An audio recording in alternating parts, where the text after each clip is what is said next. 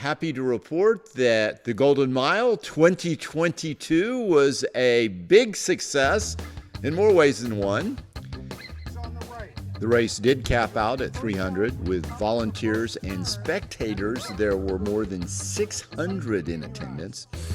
We had such wonderful support from scores of volunteers, and I can assure you we cannot put on an event such as the Golden Mile without these wonderful volunteers, and there were over 50 of them. It's kind of mind-boggling, all the different positions that had to be filled. We had parking attendants, check-in, swag bags, body marking, passing out and collecting the timing chips, water safety, silent auction, and the memorabilia table. There was setup and breakdown and cleanup and food preparation. We even had to give one of our cooks a Purple Heart due to second-degree grease burns. And the list goes on and on. It would take a 10-minute video just to list each individual that volunteered. I do want to give special thanks to three folks that put in hundreds of hours of work in preparation for making the Golden Mile a fantastic event. And that would be our race director, Jillian Wilkins. Then, of course, there's Jay Madigan, the executive director of the Lake Cane Restoration Society. Jay was unstoppable. And, of course, my aide-de-camp, Sean Berg, who I think was here at 4 in the morning on Friday, and he came back at 5 in the morning, just an hour later to start getting ready for the race. And it wasn't all about the race itself. We had other little sideshows going on. We had a gator from Gatorland that was being passed around and kissed on and loved on. Chris Stalder brought out some snakes, and he did a little educational booth. We had 8-time national Filipino yo-yo champion Sean Perez putting on a little yo-yo contest for the youngins and teaching people how to use their yo-yo that was included in the swag bags. There, of course, was the silent auction going on with a lot of cool stuff, as well as a memorabilia table where you could pick up some old Golden Mile memorabilia. And again, all the funds from this event went to the Lake Cane Restoration Society, which is a 501c3 charitable organization, so all for a good cause. We had nearly 300 people in the water for the race, and the race results have already been mailed to, or emailed actually, to all the competitors.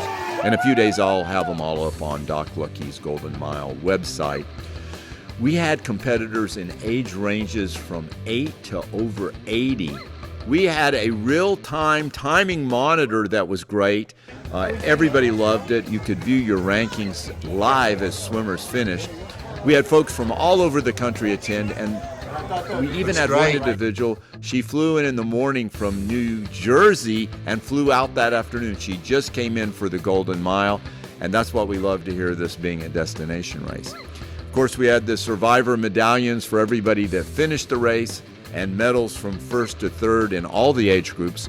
Sadly, nobody picked up the $1,500 cash prize for setting a course record this year. They were close, but no Cupid doll. The overall winners had to be satisfied with only going home with real gold medals that have double the gold content of an Olympic gold medal. And of course, the runners-up got silver medals made of 16 ounces of sterling silver, so that ain't too shabby. This year's winners overall were Joshua Brown with a time of 17:35. Josh swims for Notre Dame, and he was in the Olympic trials. He is a repeat winner from last year. And the women's division was Marion Rose. She beat her sister Carly, who was a previous 2-time Golden Mile gold medalist in the Open Women's division. All the Open Women's gold medals are owned just by the one family. That would be the Rose family. They're going to have to build their own little Fort Knox. Of course, we have 2 other gold medalists as well, because we do something that no other race in the country has ever done. We have an age handicap division called the Swimmer of the Ages. And this year, Kathy Schonkweiler was a repeat in victory. She won last year, but she won 2 minutes faster than she did last year, which is pretty amazing.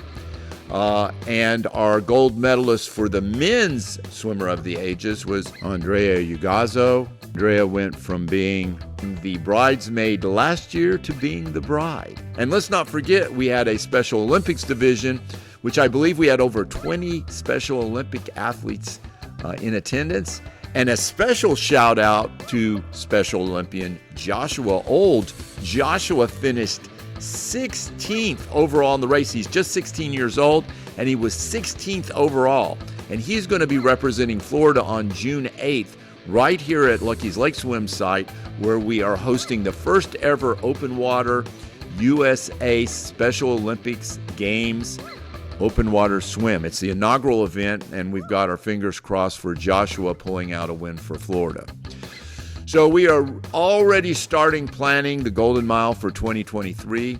We would also like to recognize our many sponsors that were so crucial in making the 2022 Golden Mile an amazing, successful event. I'm looking forward to seeing everybody in 2023 for the 4th annual Golden Mile.